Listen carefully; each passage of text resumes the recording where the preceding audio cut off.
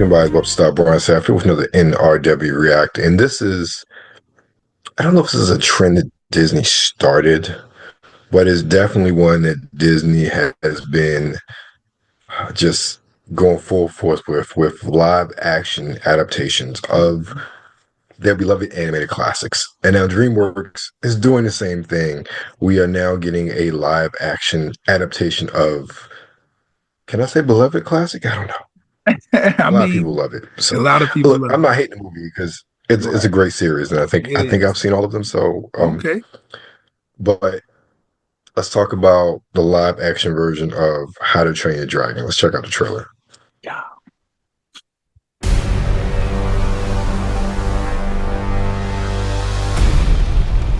When you carry this axe, you carry all of us with you. Dad, I can't kill dragons.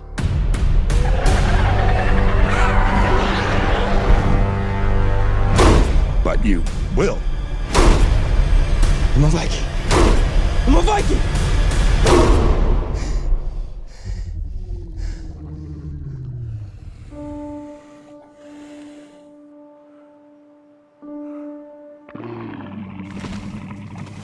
He looks like Hiccup. That's his name, right? Hiccup? Yeah. Okay. It's okay. It's been a while. Hiccup and Toothless there. I mean, Toothless is like Toothless, but you kind of expect that. Yeah.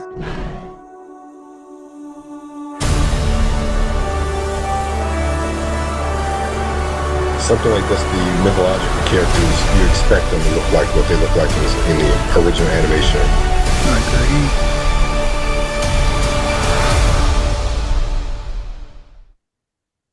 June 13th. What a... Looks like a pretty faithful adaptation. I know that some people had issues with Astrid. We can go into that one for the teaser, but it looks pretty dope. Like I said, it looks like a pretty good, faithful adaptation. I think that, and this is, I don't envy filmmakers when they're doing things like this because you want to retain the integrity of the source material, especially when it's a beloved movie like that, but you also want to do things to make it more accessible to a newer audience who aren't familiar with the source material. Like for me, like for instance, we always talk about Transformers, so Kuya feels the same way about this.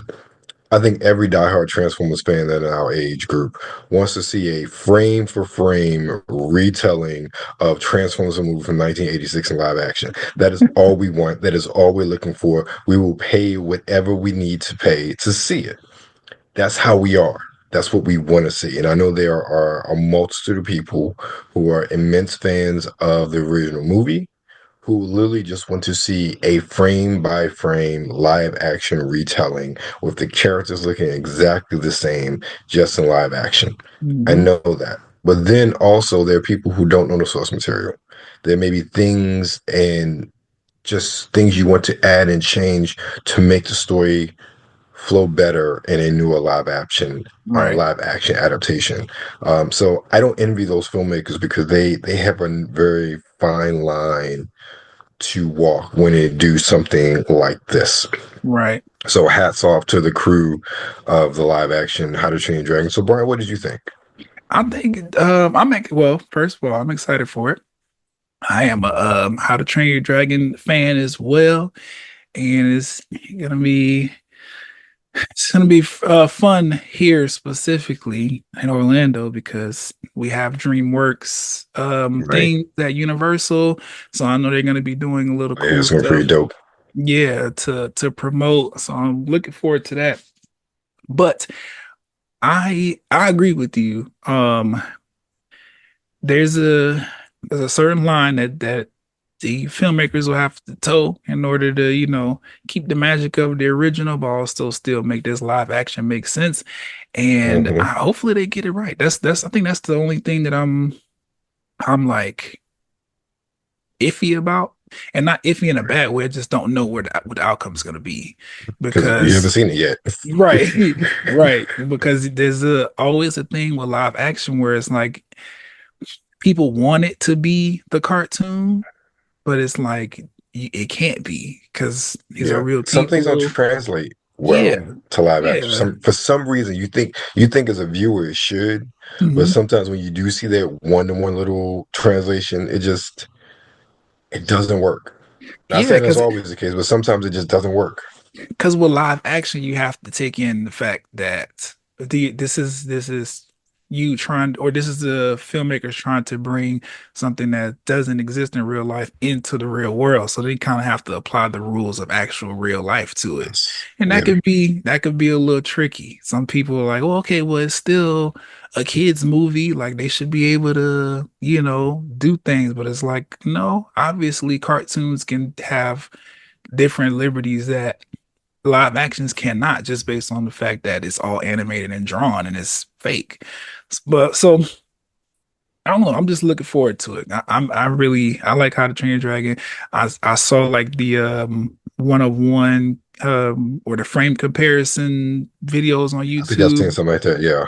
Yeah, they're doing a good job, at least with the trailer, of trying to connect it to and making sure that those moments in there that we love from the movie are still in the live action.